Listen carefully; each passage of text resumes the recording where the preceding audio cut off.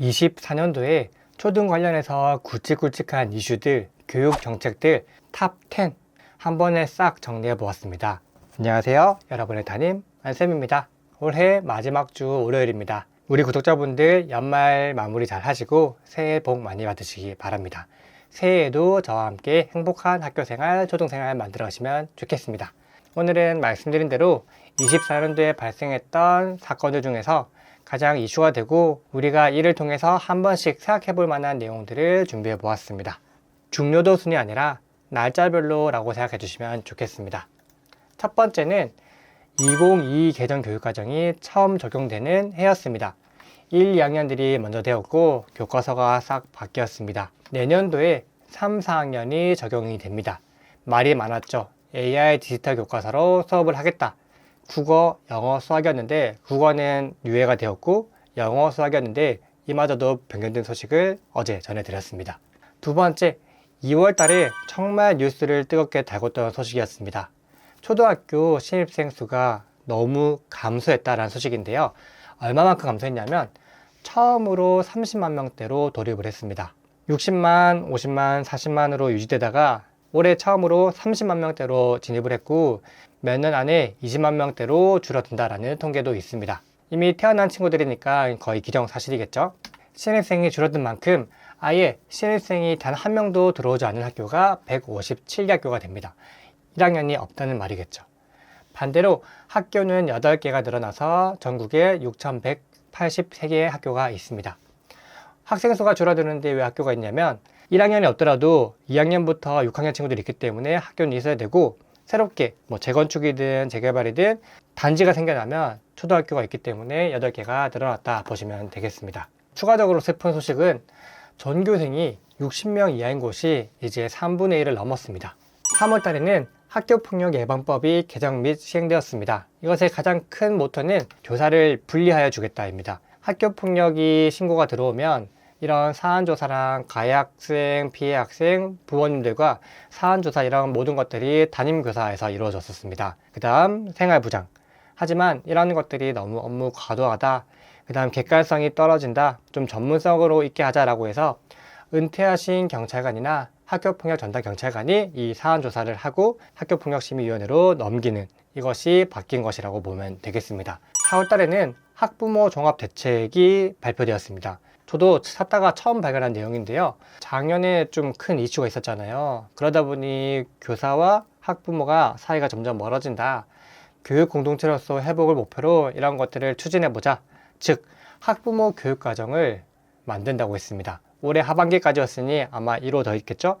그냥 간단하게 학생들한테 초, 중, 고등학교 교육과정이 있는 것처럼 부모님들 또한 자녀의 생애 주기에 맞춰서 교육을 하겠다라는 뜻입니다. 신기하긴 하죠. 5월 달에는 큰 이슈가 하나 있었습니다.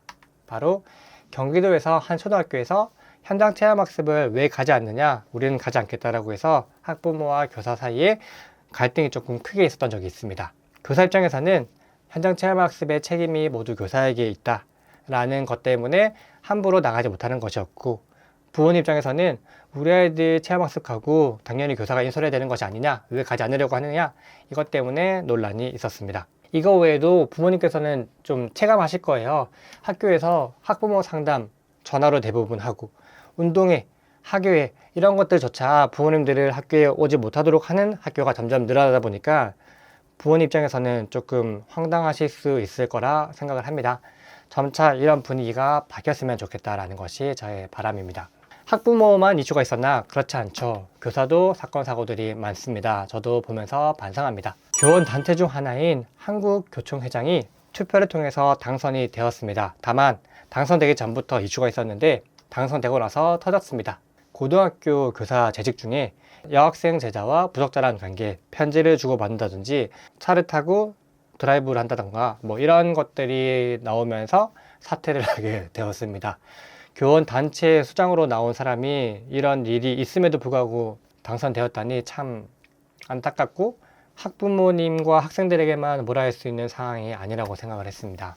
반대로 이번 12월 달 최근에 나온 소식은 초등 여교사가 초등학교 남학생 제자를 성폭행해서 지금 직해제 당하고 구속 절차를 밟고 있다라는 소식도 있었습니다. 4월, 5월 달이든 6월 달이든 이런 안타까운 소식은 더 이상 들리지 않았으면 좋겠습니다. 충격적이죠? 네, 이렇게 1학기 내용을 정리해 보았습니다. 영상이 도움되고 있다면 또는 유익하다면 좋아요 눌러주시면 감사하겠습니다. 이것도 정말 이슈였죠. 교사 단체에서는 많은 반대가 있었었죠. 하지만 시행을 했었죠. 리폼학교가 돌봄 교실 따로, 방과후 학교 따로 이렇게 있었다면 이 모든 것들을 통합해서 학교에서 관리하겠다.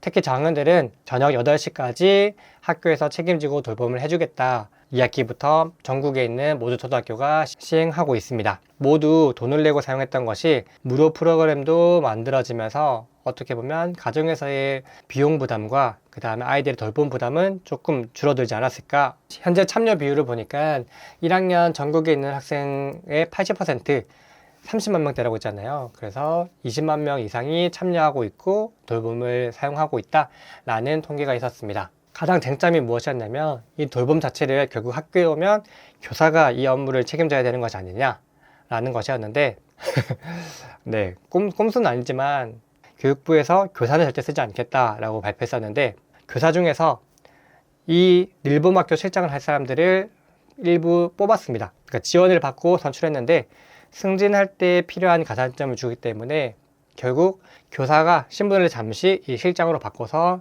2년 동안 근무를 하고 다시 교사로 돌아와서 승진을 하게 되는 그런 루트가 되고 있습니다. 첫 해여서 아직까지 어떤 사람들이 지원하고 어떤 교사들이 희망하는지는 지켜봐야 될 것 같습니다. 꼭 승진이 아니라 학교 현장에서 잠시 벗어나고 싶으신 분들도 아마 이런 업무에 지원할 것이라 봅니다. 네, 8월 달에는 또 정말 우리 사람들의 울분을 토했던 사건이 있었습니다. 용인 초등학생의 집단 성추행인데요. 4학년 남학생 5명이 장애 여학생을 성추행했다는 정말 슬픈, 안타깝고 화가 나는 소식이 있었습니다. 뉴스로 보셨을 거예요. 이외에도 여러 사건이 있었지만 가장 대표적인 것 하나만 가지고 왔습니다.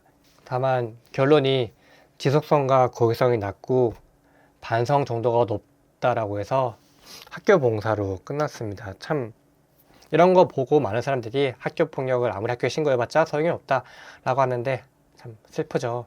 굳이 변명을 하자면 학교 폭력 이 심의 자체는 학교에서 하지 않고 성과 관련된 것은 훨씬 더 민감하기 때문에 경찰에서 조사가 들어오고 그냥 교육청에서 조사하기 때문에 이런 징계조차도 위에서 내려줬다라고 보시는 것이 맞다. 이런 처벌 수위가 낮다 보면 아이들이 반성보다는 어떻게 보면 몇 년 뒤에 훈장처럼 남아서 이런 사건들이 되풀이 되지 않을까라는 걱정과 우려스러운 마음도 있습니다.